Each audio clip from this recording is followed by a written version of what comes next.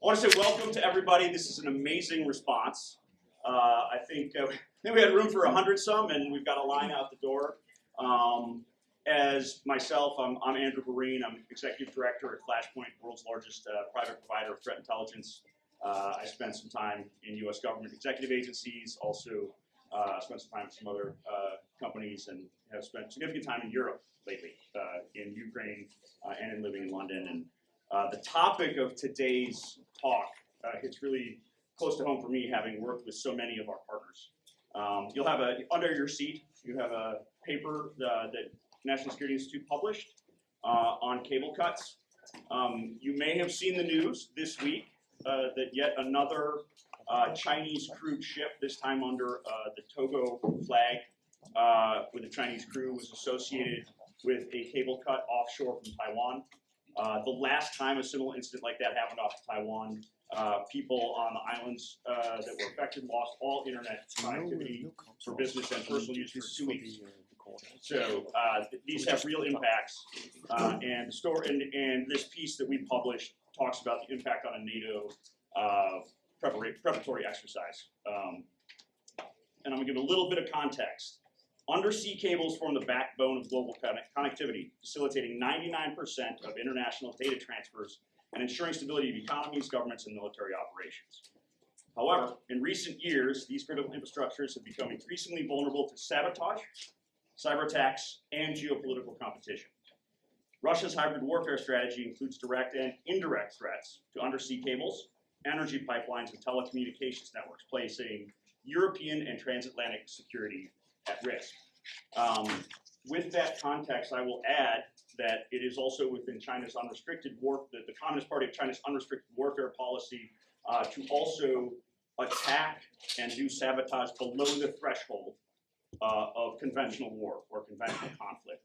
Our three ambassadors that are with us today are all intimately familiar with how that threat shapes, how hybrid threats impact their societies.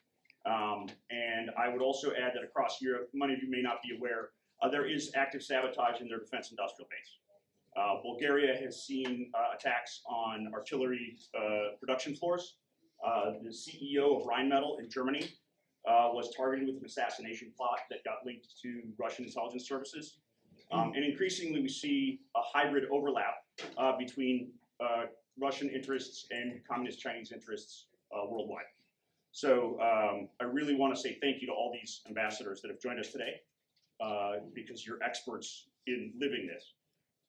Martha Miller is the new Deputy Executive Director at the National Security Institute. She's got a lot of experience on the Hill and in the executive branch and working with the White House.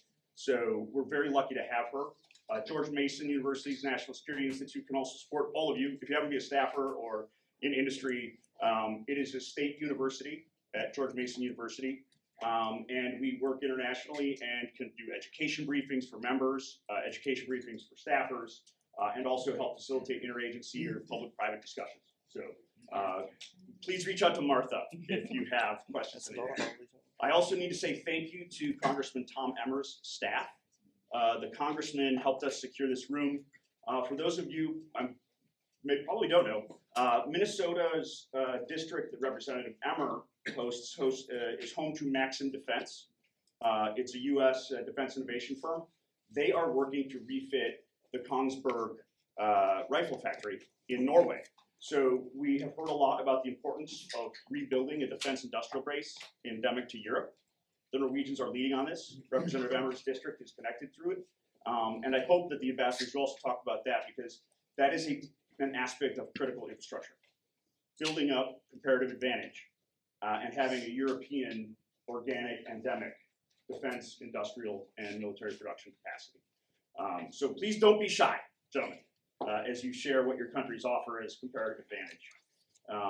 And with that, I'm going to introduce Ambassador Kristjan Prikk from Estonia. Before I do, I'll comment. Estonia is likely the world's most advanced digital government economy. They have been faced with hybrid attacks from Russia. And although small, they are very mighty in the digital and cybersecurity arena. So really look forward, sir, to your comments. Ambassador Prikk has served as Estonia's ambassador since May of 2021. Throughout his career, he had several roles with the Estonian Ministry of Defense. He's overseen the management and coordination of defense forces, foreign intelligence, and defense investments. That's timely, sir. It'll be good. It's good. Yeah, don't be shy. Don't be shy. Advertise. So he coordinated, developed, and implemented whole of government interagency approach to national defense, advised the Prime Minister on security matters, and much more. Leading up to his assignment in the United States, Ambassador Prikk served for nearly 3 years as permanent secretary, the highest civil position within the Estonian Ministry of Defense. So I just want to say a warm welcome to all 3 of our panelists. Ambassador Prikk, really look forward to hearing from you.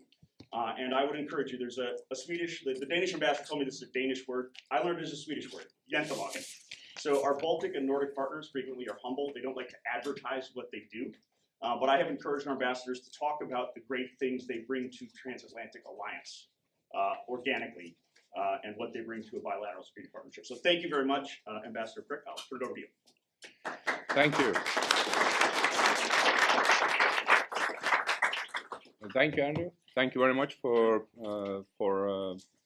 this kind of introduction and for this excellent and very timely opportunity to talk about these matters. I would also like to say a few warm words about GMU. Actually, my wife is the graduate of George Mason University from, I think, 2015 or 14. So I know very well how top-notch university it is. Now, when it comes to the hybrid threats, and I often say that even the word is somewhat deceiving, because the hybrid almost hints as it's something that is not as serious as some other threats. But still, let's say when it comes to hybrid threats, I believe that that our region and also my country has been among those who have really drawn attention to what's going on even before some nations and certainly the general publics acknowledge that. In fact, while preparing for this event today, I went back to some of the presentations and briefings I made approximately 10 years ago when I worked for the Estonian government office on the comprehensive approach to national defense. And I found that many of the issues were as relevant then than they are right now. Just very shortly, when we talk about the hybrid threats, and in this particular case in our region, particularly Russian hybrid threats, they have certainly extended in their scope and in their seriousness. These threats are not only relevant for the countries bordering Russia anymore, but it's geographically much wider.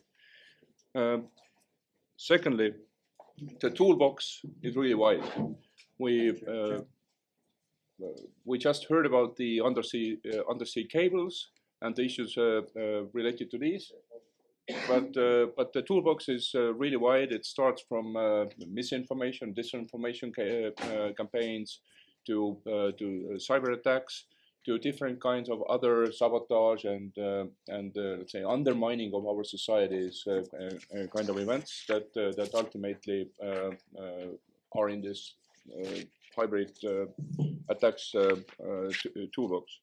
Now, why is this happening? I would argue that for many years Russia's goal has been to destroy or disrupt the transatlantic security architecture, and the hybrid threats or use of hybrid threats has been part of it. They're certainly also aimed at creating divisions or exploiting existing divisions within our societies and between our countries. How do we counter that? I would say that every country have different practices, and it all starts with national responsibilities. But we believe that it's certainly an area where international cooperation is not only merited, but it's something that has to be internationally driven, internationally coordinated. There are military and non-military steps that can be taken, but it all starts with 3 A's: acknowledgement, assessment, and attribution. We have to acknowledge that something happened. We have to be able to objectively assess what we are facing with, and attribution is also very, very important. I would stop here right now, but I'm ready to answer any questions and certainly want to interact with my fellow panel members. Thank you so much. So I would like to introduce our other esteemed guests. First, Ambassador Piras, who is the Deputy Chief of Mission of the Danish Embassy. He is no stranger to complex security issues. He served previously as Ambassador of Denmark to Iraq, and has also served in Afghanistan and Pakistan. And Ambassador Svendsen, he is Deputy Chief of Mission of Norway at the Norwegian Embassy, and he has, I think you're on your second tour in DC, is that right? No, that is you, sorry. Sorry. Ambassador Svendsen has 8 years of experience focused on Russian affairs, including 2 tours in Moscow, and he also served as Norway's ambassador for Arctic and Antarctic issues. So thank you all for being here today. Really appreciate it. I think this is, as everyone has already noted, this is a very timely discussion. Obviously we've seen an alarming increase in these threats. And so Ambassador Prikk, I'd like to start with you. Estonia has long been on the front lines of Russian cyber and hybrid warfare. Can you, explain, some of the recent hybrid threats that Estonia has faced, and, these attacks on critical infrastructure in recent months? Mm-hmm. Yeah, thank you, and I certainly would love to make sure that we'll get my fellow panelists get as much floor time as I do. But just to say that on the cyber and let's say IT front. Something that we consider a daily routine right now would have considered a catastrophic attack only a few years ago. It's become something that we have to fight day in and day out. We have to keep our systems resilient. There are different actors behind these attacks and different motivations for sure too. But I think the picture that we are currently seeing, or what we experience, tells us that we've done some things right when we've built our cyber defense, cyber security, and cyber resilience upon the public-private partnership. It has to be there has to be responsibilities for both the public and private sector, because no one company, no one institution can do it just alone. Mm-hmm. I would stop here. And yes. Yeah. And Ambassador Piras, Denmark has been a key hub for undersea cables and energy security for Europe. What are specific vulnerabilities that Denmark has identified, and how do the recent incidents shape your country's approach? Thank you, Martha. I have to say first, thank you for the turnout here. It's been amazing to see. I don't know whether it's the lunch or if somebody wants to buy an island in High North from us, but welcome. It also shows that this is really a topic that's extremely relevant. So, Martha, back to your question. I mean, as you mentioned, a lot of undersea cables and natural gas pipelines pass through Danish waters in the Baltic Seas. And these connections, they provide telecom services and energy supply. Recently, we have been reminded on how vulnerable these infrastructure can be. The 2022 Nord Stream pipeline sabotage and the 2024 cable cuts in the Baltic Seas occurred very close to Danish waters. It's clear that we must do more, particularly with respect to surveillance and intelligence. Denmark is taking these incidents extremely serious. Denmark has taken new initiatives to increase the cooperation between relevant national authorities, with responsibilities to regard the protecting of critical undersea infrastructure and others. But most importantly, we are strengthening cooperation within the Baltic Sea region with the EU and with NATO, and increasing our collective surveillance capabilities in the Baltic Sea. It's a significant progress that's been made in this area lately, and I think it's the right way to go. This is a joint effort. And Ambassador Svendsen, given Norway's strategic role in the Arctic and North Atlantic, how has Russia's approach to hybrid warfare evolved from your perspective? And what specific threats are you seeing in the North Sea? First of all, I too am very grateful for the invitation. It's wonderful to be able to address a large audience like this. People in Northern Europe, Nordic people, Baltic people, are often known as being quite direct, and I will be, I think, direct with you this morning. And start off by making it very clear that Norway, when it comes to our national security, when it comes to European security, see that we have one threat, number one, and that threat number one is called Russia.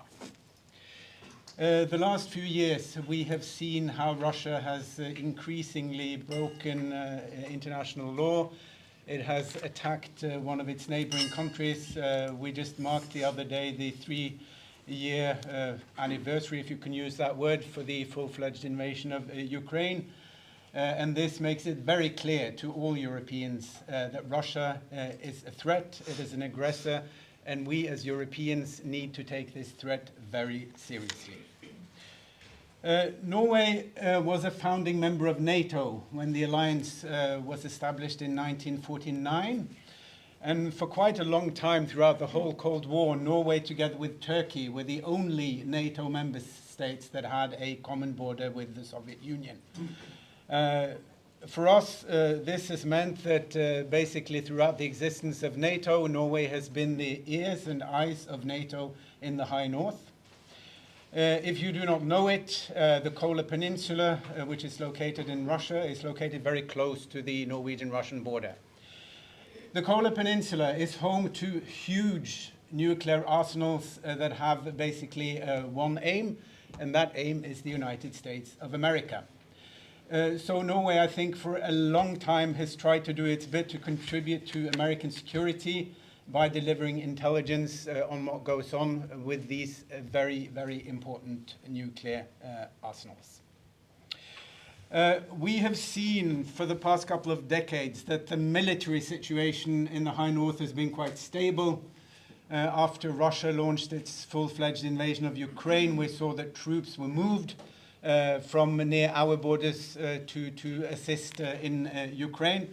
So militarily, at the moment, we see no big threat. But what we do see is very clear threats in concrete areas like intelligence operations, cyber attacks, instrumentalized migration, GPS jamming, sabotage. In all of these areas, as Norway, we have several very concrete examples to show to when it comes to things that Russia has done. Several of our European counterparts have seen Russian meddling in their own national elections. Disinformation campaigns have been used widely by Russia via quite a large number of European countries, and all of these kind of modern types of threats have been challenging to counter because what we see is that Russia is very emboldened by weak responses. And in these areas, one of the big challenges is to make sure that we don't lag behind. We always need to make sure that Russia doesn't get too far ahead of us when it comes to actually exercising these threats to our national security.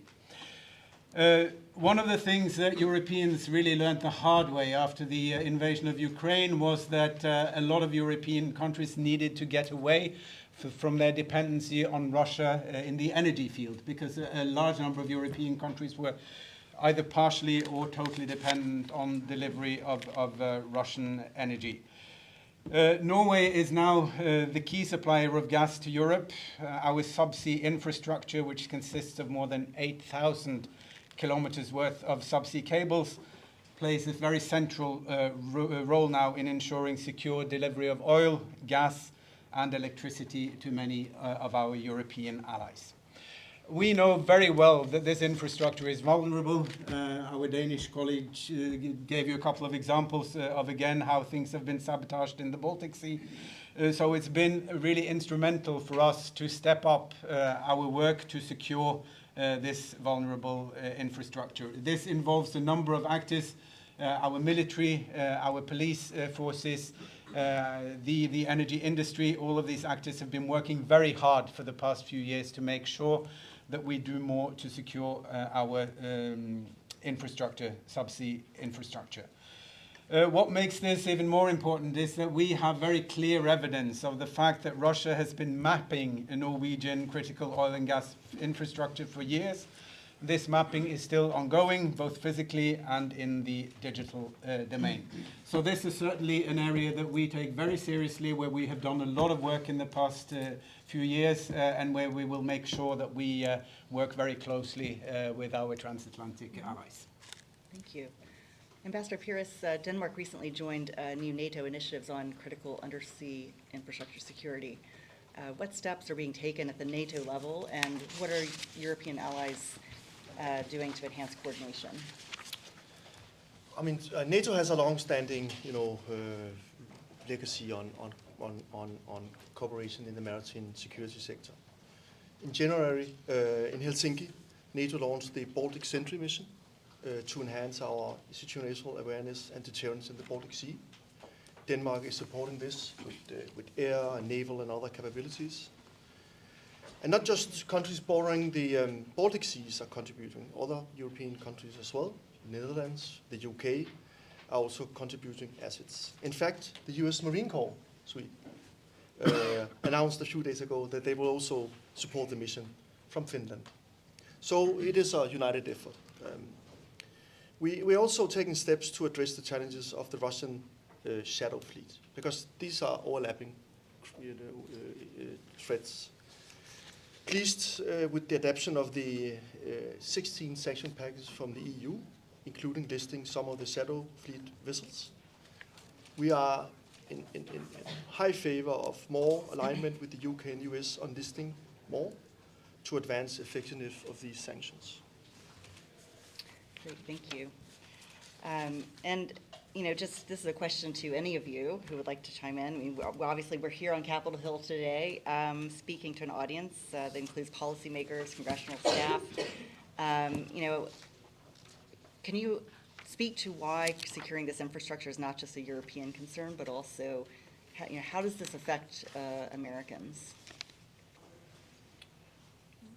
I think firstly, that's an excellent question, and we should, at all times, as diplomats here, we should be able to answer the question how certain issue that may affect our country today, how it has something to do with the security of United States or individual Americans. And in this case, I think the examples were very clear. Just as Ambassador Svendsen brought it out, the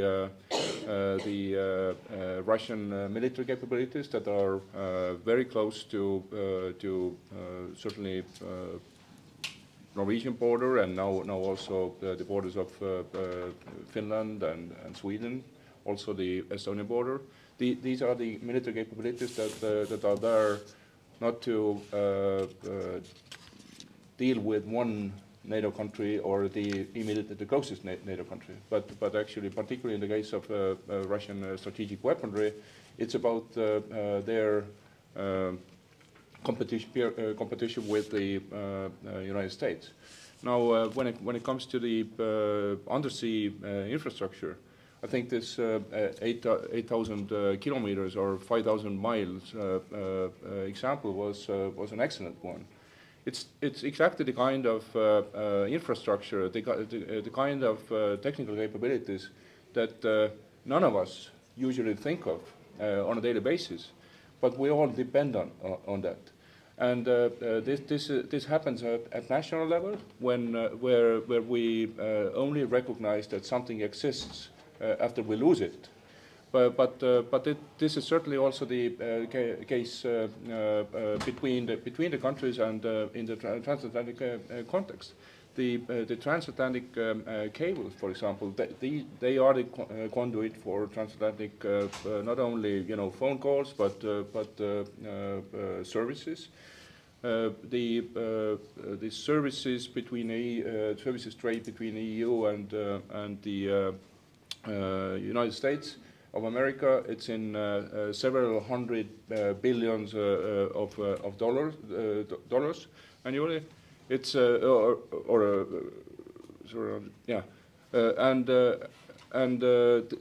is the kind of source of national wealth. This is the source of prosperity that we may not think about, but actually it affects us if we lose it.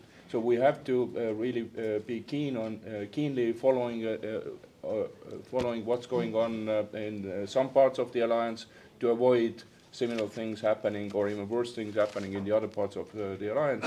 And let me be very clear. I don't have any reasons to believe that the similar kind of mapping, let's say, preparations are not conducted elsewhere in the alliance, including on this side of the Atlantic.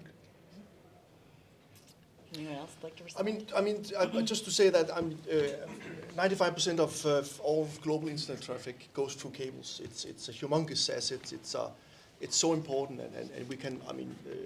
During peacetime, it's manageable often, but in a crisis, it's not. And I think our economies are so intertwined that a very severe disruption on the US side or on the EU side will hit us both. So we are in it together, I think, and that's what we bring to the table. It's a new threat. It's advancing. It's getting frequency, and the sophistication is on the rise, and I think we need to address it. There's so much at stake here. Mr. Svendsen, would you like to chime in? I think all the good points have been made. Okay. Well, Ambassador Svendsen, would love to get your thoughts on NATO, and do we need to, do we need to redefine our approach to Article 5 in response to hybrid attacks? How should the alliance deal with these acts of sabotage and this kind of shadow warfare? At the outset, I think the most important thing is that allies must stand firm and united against these hybrid threats. There is increased focus, and for good reason now, on hybrid threats in NATO. There's full support to ongoing efforts at headquarters on the hybrid file, including an updated NATO strategy for hybrid threats, which will probably be a deliverable to the Hague summit in the summer. I'd also like to stress that since 2016, the Alliance has publicly stated that hybrid actions against one or more allies could lead to a decision to invoke Article 5 of the North Atlantic Treaty. Ambassador Prikk, cybersecurity infrastructure, it's been increasingly, an area of U.S.-NATO collaboration. How do you see U.S. leadership in this space evolving? Evolving, difficult to say, because it certainly is about different political and policy choices which have not yet been made, considering that the President Trump's administration has been in office only for a month. So it's very logical to expect them to also review the let's say engagement with allies on this particular field. But I certainly expect and hope that the engagement will be very close, because after all, this is one of these domains where our vulnerabilities may be bigger if we don't work together, if we don't share information very fast. This is one of these domains that is absolutely necessary to be taken care of or kept safe in order to build our defense also in other domains. So I don't think there is even a possibility to detach from each other without facing very serious consequences on the both sides of the Atlantic when it comes to cyber defense and security. And as we look ahead, what are the most important steps that NATO needs to take and the United States to ensure that this security remains a priority? Any of you? I think, I mean,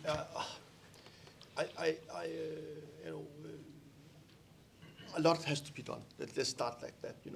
I think the EU just announced a new action plan on this cable security. It has four different focal areas. It's on prevention, detection, response and recovery, and deterrence. I think that is the right approach. It will guide also, I think, the allies, who are also many of them EU members, in their work. And it will also be discussed during the Baltic Sea NATO Allied Summit, and was discussed there, sorry.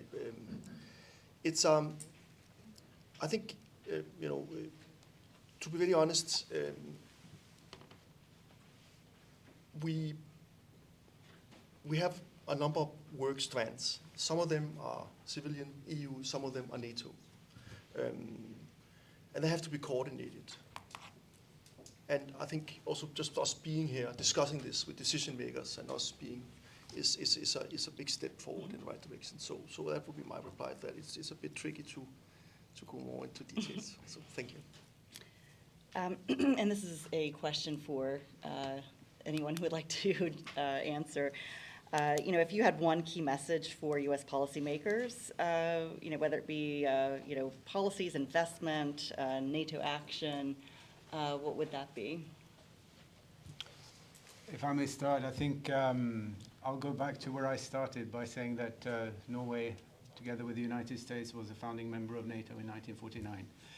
For a relatively small country like Norway, it goes without saying that NATO membership has been a huge success for us. It has helped us take care of our national security for many decades, since the Second World War, when our country was occupied by Nazi Germany. And we have greatly appreciated the leadership that the United States has had throughout all this time. We, again, as a relatively small country, are acutely aware of the fact that all countries need friends and allies in the global community. When you have friends and allies that you can rely on, that makes you stronger and that makes you more solid. And I think at this time we would like to again just advocate for the fact that NATO has been a successful alliance for many decades. We have stood side by side in many crisis situations. We have had, all of us, we have lost soldiers in Afghanistan, in Iraq. We have stood together in thick and thin, and the result of that has been good for the United States, for European allies. And against this background of the success, I think our main message is that we should do all we can to make sure that this alliance remains strong and united. Ambassador Prikk, would you like to? I'm in many ways certainly echoing the messages of Ambassador Svendsen. What I would only want to say here or add here is that coming back to your first point, actually, our assessment of the threat picture is very, very similar. That Russia is a threat to the European security, to transatlantic security, It goes beyond borders of Europe. It's a long-term threat, a strategic threat. The particular threats in the hybrid domain are the ones that are not only here to stay, but I would argue that they've always been there. They've changed over time with the development of technology and let's say the human ingenuity or creativeness. But they've always been there. They will always be there. They will affect us all. They will affect my country, the countries behind this table, and certainly also the United States. It's easier. We are more capable. It's easier and more cost-effective to tackle these challenges together. It's not only about resource sharing, but it's also about information. It's about procedures and tactics, and ultimately it's about collective, let's say, deterrence value, which is always greater than the sum of its parts. Thank you. I mean, maybe I echo all this. I think it's so important. I mean, firstly would be that this is a joint effort. I mean, nobody, cables and energy supply lines, they run from A to B, so it naturally involves many actors and can have a rippling effect on economies and all that. So that's one thing. I think talking to some of the experts back in Denmark before coming here, they also pointed on the fact that we should not overshoot looking at the toolbox. If we tie too many resources down to redundancy and security, we might not have those resources elsewhere when we need them. So it's important to strike a balance. And then also focus on the resilience of citizens and companies, and their ability and willingness to withstand outages. You know, it's another thing to consider. To prepare the population and people that this can happen, it is a risk. Thank you. Great. Well, thank you so much. I would actually like to invite Andrew Boreen to say a few closing remarks. Oh, great. Thank you so much. First off, my deep gratitude to all three of the ambassadors who've come and shared their expertise with us. And I also wanted to share a couple of resources because some themes were emerging in the conversation. And so for all of you who want to be more deeply educated on these hybrid warfare issues, and it doesn't matter what you call it. You can call it hybrid warfare, you call it gray zone warfare, it's shadow warfare. What is this thing? Doug Livermore is here from the Irregular Warfare Initiative. So it's irregular, it's gray, it's hybrid. But at the end of the day, how do we start creating a common understanding of what the threats are? In the weeks prior to Sweden's accession to NATO, their defense minister said we could be at war with Russia any day. He was not indicating tanks and infantry formations. He was saying hybrid warfare, the likes of which Ukraine has been experiencing with random drone attacks. Things like cable cuts, things like disrupting civil society. We heard the Norwegian ambassador mention about immigration, converting passports to Russians who must be defended within the borders of another country. So with that in mind, I want to refer you all to two publications that were published by NATO. For the first time ever, NATO Defense Education Network targeted also the commercial sector, civil society, and the publics at large. The first one was published last summer. It's called Hybrid Threats and Hybrid Warfare. It's worth a Google, Partnership for Peace Consortium, or NATO, and Hybrid Threats. And then the other one just came out last week, and it's on resilience. And I think those two really core functional areas. What are the hybrid threats? How do we create whole of society resilience and maintain much more than just friends, allies who show up and work together? So I just want to say thank you again, and Martha, I'll turn it back over to you to wrap us up, and hopefully people stick around and mingle. We've got a little more time in the room.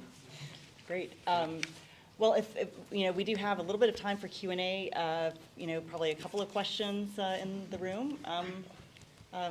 Oh gosh. Ma'am over here, I think you were the first one. Okay, I speak loud.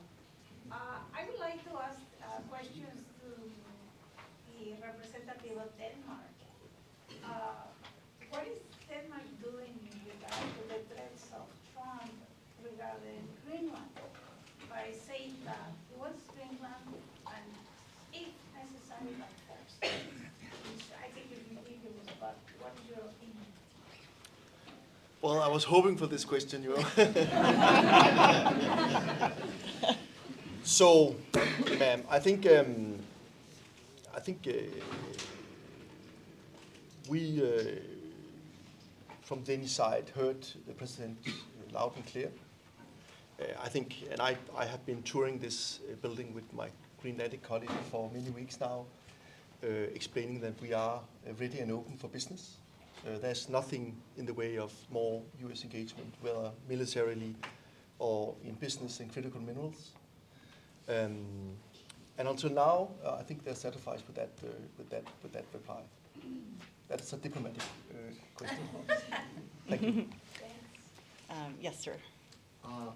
I'm Joel Seidman. I'm a longtime NBC News producer.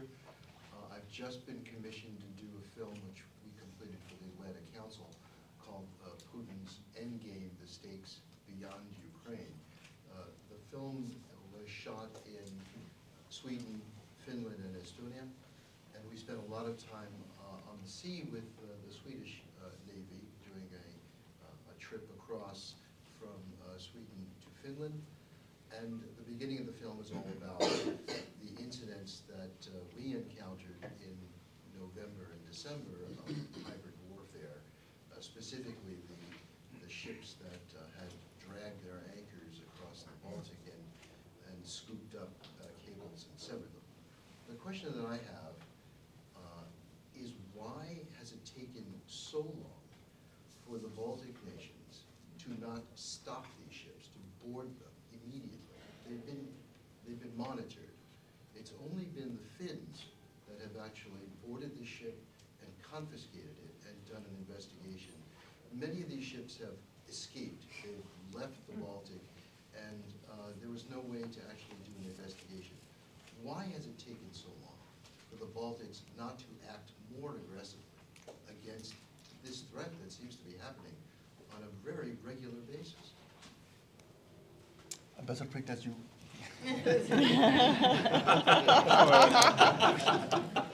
I think, firstly, for those of you who may not know of all these incidents, so it was 25th of December last year, so Christmas, you know, exactly the time when people are not always thinking of undersea cables and things like this. There was a ship that sailed from one port from Russia to I don't know where, Egypt, I believe, and dragged an anchor. At least that's the investigation version, and by doing that also actually tore to pieces several undersea cables, including the power cable between Estonia and Finland. A serious thing.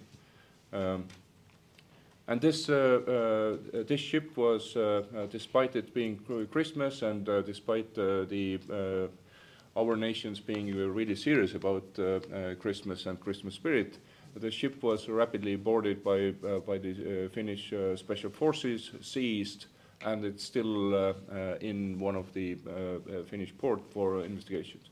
Now the question why it hasn't been done before. The circumstances of this particular case were somewhat special.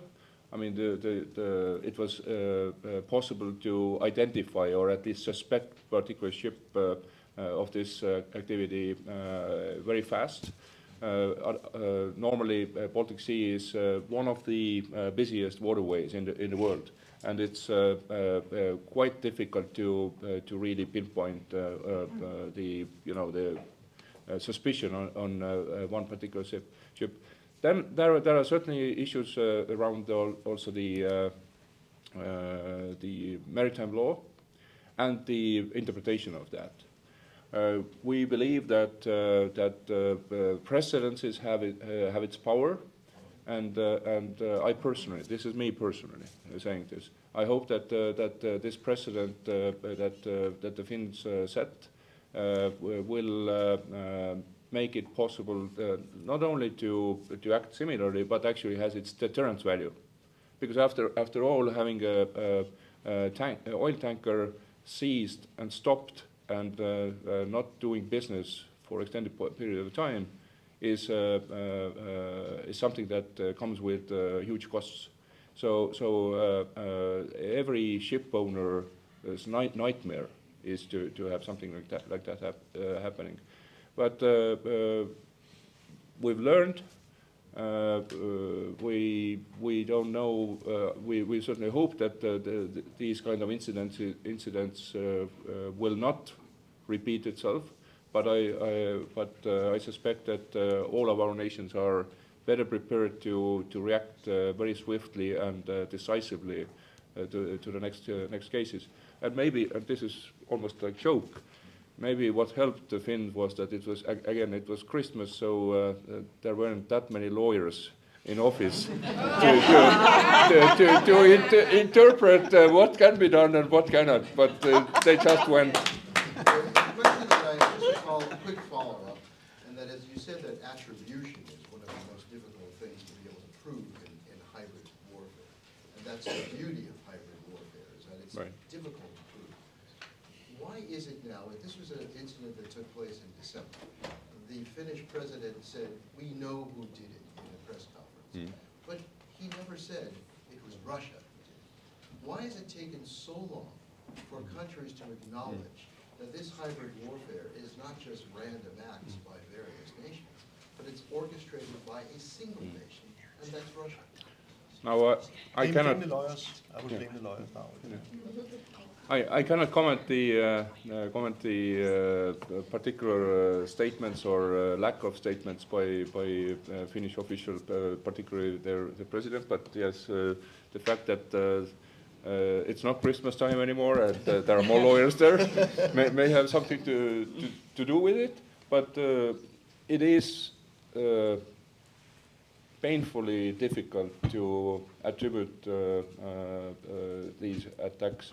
Because usually, just abstractly when speaking, the case with these ships, it's not usually so that there is an official document given to the captain or commander of this ship stating, please go and disrupt this cable. It's again, abstractly speaking, it's completely possible that there is one member of the crew who has been, for whatever reasons, working with the security services of another country without even knowledge of the rest of the crew. Maybe to yours. Are No, you go done? ahead. Okay, sorry. To help a bit, I would not blame the lawyer. I'm married to one, so if she knows she's been told, then I'm in bad standing. I think. I mean, one thing is the volume of boats, of ships is really impressive in the Baltic Seas. That's one thing. I think also what you have is international waters. Who has authority there? And I think the lawyers here will argue for many years until we're not here anymore. But that's an issue because you don't go out in international water. Who should police it and who should not? Now we have a NATO mission there who can do more, and it's been looked into to get that legal backing to do more. And also, it's never black and white. I mean, in our case, we had we seized we apprehended our vessel under a Panamanian flag with a Chinese crew, and the captain was from Ukraine. And so it's not black and white. It is very complicated to maneuver into this. But I think and I'm not sure that it has taken us a long time. Actually, I would disagree with that statement. It's where we were. I mean, 2 months ago we were a different place. Today we are much more better prepared. NATO has a mission there. You have a joint effort with the Marine Corps, with Danish naval capabilities and other things. I think we have gained. I mean, quite quickly in a very. I mean, Denmark is one of the biggest seafaring nations, and we really respect the law of the sea, who can police it, but we moved as well here, and that because we need to address this threat. So I think we are in I'm much more optimistic than I would say. Thank you. I think we have some members of the media here. Oh no. Eric, Eric, Eric, would you have any questions, or anyone else?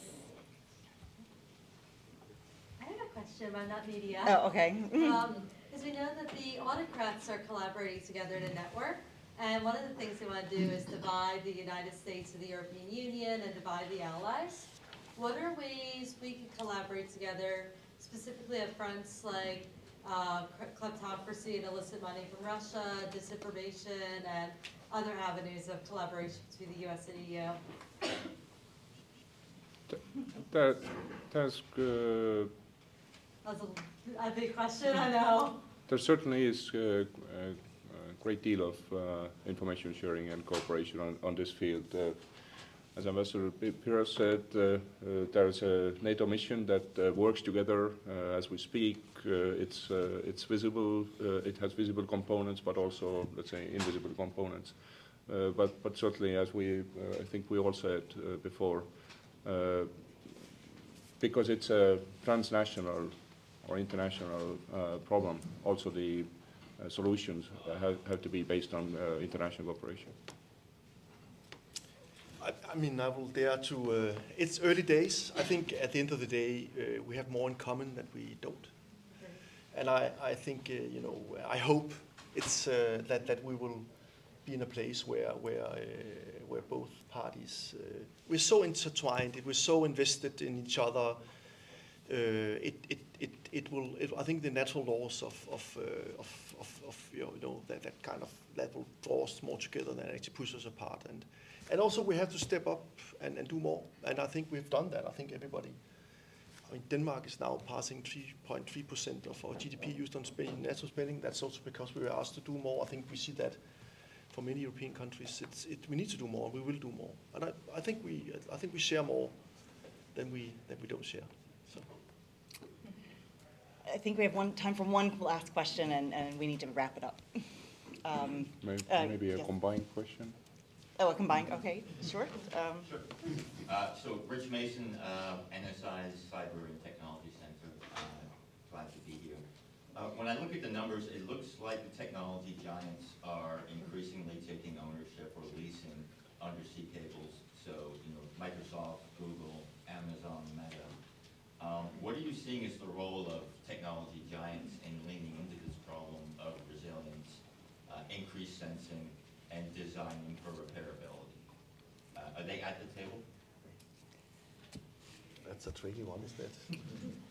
What we've seen in Norway since we started really, since we realized that we have to pay much more attention to the safety, the security of the subsea cables under the North Sea, is that yes, industry is absolutely involved, not only with technology, but also with very clear viewpoints on what should be done, because it's industry that actually knows how this works in practice. I'm not going to go into details of who these different industrial actors are, but they are certainly at the table, and without that input, this wouldn't work. I mean, they're all commercial endeavors. I mean, and even so, I think it's one of the things that makes us vulnerable is that we only have few solutions. If you multiply with options of cables, or it also gives us more to. So I would say that I think we will welcome that in a non-monopoly way. I had to counter that. The big tech problem is a problem that we missed, in that we have over-reliance. We need to disaggregate and figure out ways to bring the reliability that comes with companies that scale and the capabilities that they can offer, but segment and disaggregate for our own resilience and security. I think we're starting to see that. And I won't put you on the spot with a question, but would hope that we are looking at the way that we begin to do that and build our tech more smartly to allow for good security and resilience without this over-monopolization and reliance on single entities. But look at the EU. We are regulating. You're not. I know, I'm a regulatory lawyer, so Just saying. Yes. Well, I'd like to thank everyone for your interest in this topic and for For lunch. attending. And for attending our event today. Obviously, this topic is of great interest to us all, and maybe we need to have a follow-up at some point. Thank you, and I think that's a wrap.